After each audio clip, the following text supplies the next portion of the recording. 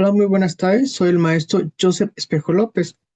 El día de hoy vamos a iniciar con la cápsula número 2 de la materia Diseño de Políticas Públicas de la unidad número 3, Etapas para el diseño de políticas públicas. Sin embargo, ¿cuál va a ser el objetivo principal de esta cápsula? El objetivo principal va a ser que un estudiante pueda analizar el proceso de definición de soluciones y el análisis de factibilidad en el diseño de políticas públicas, identificando de esta forma los criterios tanto técnicos, financieros, jurídicos y sociales que permiten determinar la viabilidad, así como también la pertinencia de las alternativas de intervención gubernamental.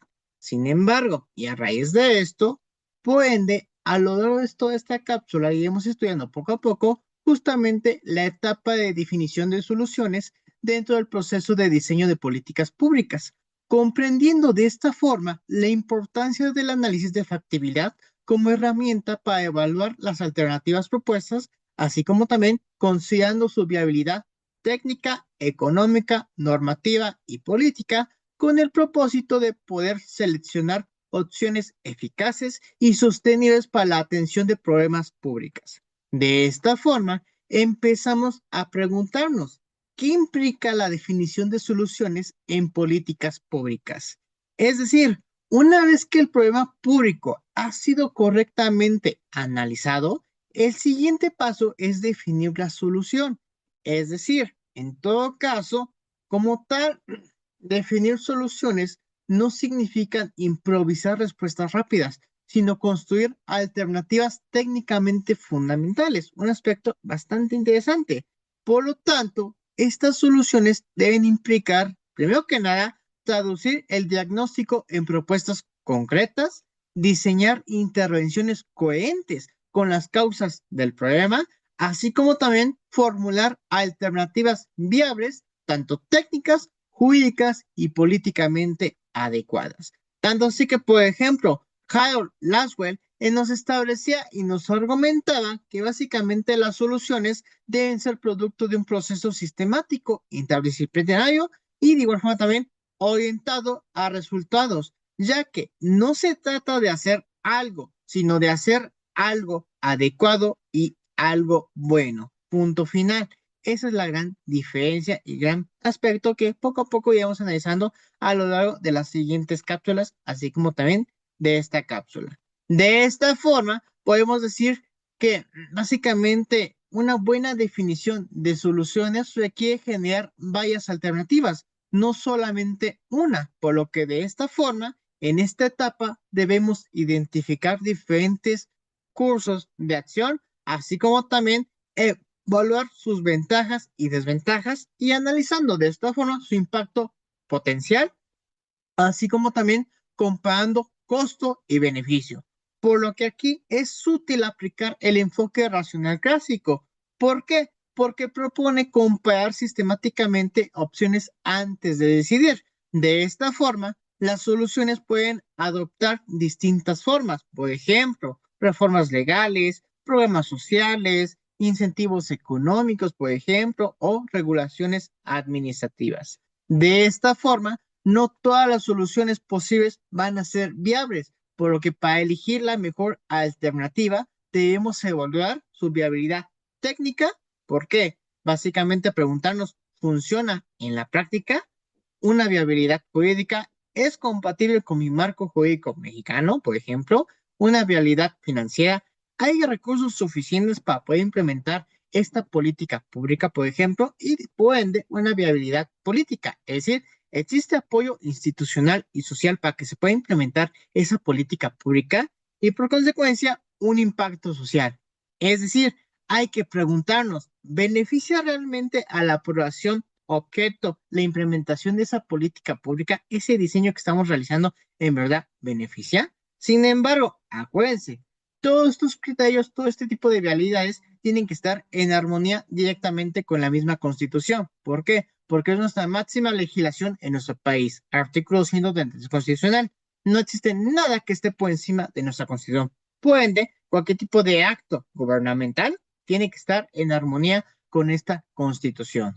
De esta forma, y posteriormente, Una vez seleccionada la alternativa más viable, perdón, se debe estructurar de manera operativa, así como también se tiene que implicar definir los objetivos generales y específicos. Y aparte de eso, también se tiene que establecer la población objetivo claramente delimitada y por ende los instrumentos de intervención, así como también el cronograma de implementación y en consecuencia los indicadores de desempeño y evaluación, ya que una solución mal estructurada puede fracasar incluso si la idea es correcta. Por eso es muy importante la definición de soluciones porque debe contemplar desde el inicio cómo se implementará y cómo se medirá su éxito. Por esta razón, definir soluciones en el diseño de las políticas públicas es un proceso sumamente técnico, estratégico y jurídico que transforma el diagnóstico en acciones concretas y por ende también viables. De esta forma, llegamos al análisis de factibilidad, es decir, en esta etapa, básicamente evaluamos si la solución diseñada realmente puede llevarse a cabo. Sin embargo, y no obstante, no basta con que una política pública sea técnicamente correcta o socialmente deseable. También tiene que ser viable en la práctica, ya que el análisis de factibilidad busca responder, primero que nada, ¿es posible implementarla en el contexto actual de nuestro país? ¿Existen recursos suficientes para poder implementar esa política pública?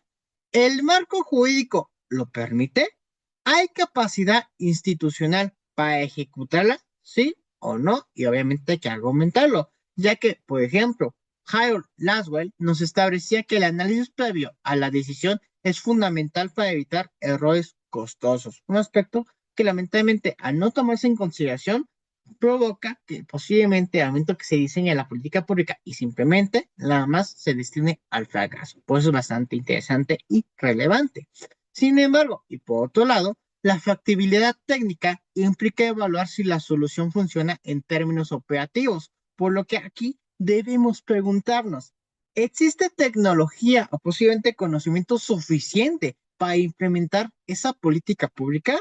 Y es más, ¿hay personal capacitado suficiente para que se pueda implementar esa política pública? Y por ende, ¿la institución tiene experiencia previa?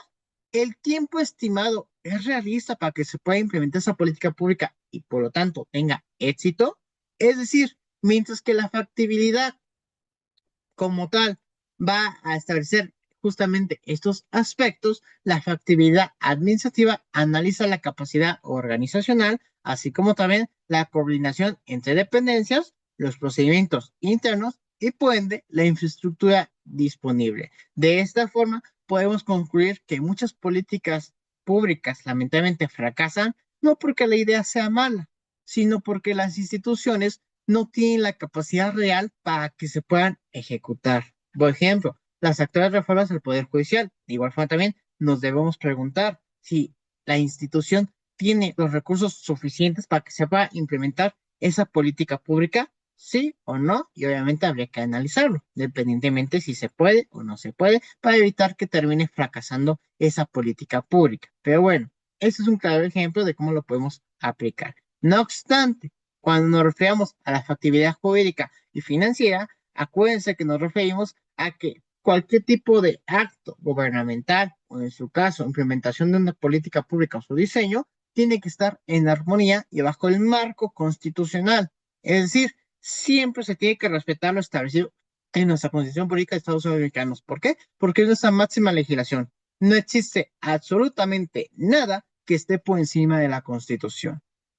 Tanto es así que aquí, en esta factibilidad jurídica y financiera, debemos verificar la competencia legal de la autoridad, la compatibilidad con esos derechos humanos contemplados en nuestra máxima legislación, que es nuestra Constitución. Desde el artículo 1 Constitución al artículo 29 establecen y contemplan sus derechos humanos, derecho a la vida, a la salud, derecho a la libertad sexual, a la administración de justicia, etcétera. A lo que voy, se tienen que respetar esos derechos humanos fundamentales del ser humano en todo momento. Y aparte de eso, también se tiene que verificar si la necesidad de reformar normatividad, alguna legislación secundaria, si es necesario, o en su caso, el riesgo de impugnación legal. De esta forma, en cuanto a la factibilidad financiera, se debe evaluar los presupuestos disponibles y el costo total del programa, así como también la sustentabilidad a mediano y largo plazo. Eso respecto a la factibilidad jurídica y financiera, mientras que en la factibilidad política y social, finalmente debemos analizar que básicamente en la factibilidad política si implica el apoyo del Poder Legislativo, o en su caso, el respaldo del Ejecutivo, si existe relación con grupos de interés, contextos electorales, etcétera. Mientras que en la factibilidad social, básicamente empezamos a establecer la aceptación ciudadana, el impacto en grupos vulnerables, así como también posibles conflictos sociales. Entonces, así que, por ejemplo, Charles Lindon nos recuerda y nos establecía que muchas decisiones públicas dependen de negociaciones y consensos, no solamente de análisis técnico. A grandes rasgos, eso sería respecto a la factibilidad política y social, así como también la factibilidad jurídica, financiera, la factibilidad técnica, administrativa, el análisis de factibilidad, las definiciones de resolución, las definiciones, ahora sí que en concreto, respecto a lo que estuvimos platicando, a grandes rasgos. Más adelante y en las siguientes cápsulas, poco a poco iremos analizando, por ejemplo, el mapeo de actores, las herramientas para el mapeo, entre otros aspectos. Pero a grandes rasgos, eso sería característico al momento que se diseña una política pública para evitar que termine en el fracaso. Pero bueno, más adelante estaremos platicando más a detalle sobre este diseño de esas políticas públicas y cómo podemos evitar que terminen en un fracaso. Pero bueno, hasta aquí sería esta cápsula. Muchas gracias por su atención y nos vemos hasta la siguiente cápsula. Hasta luego y gracias.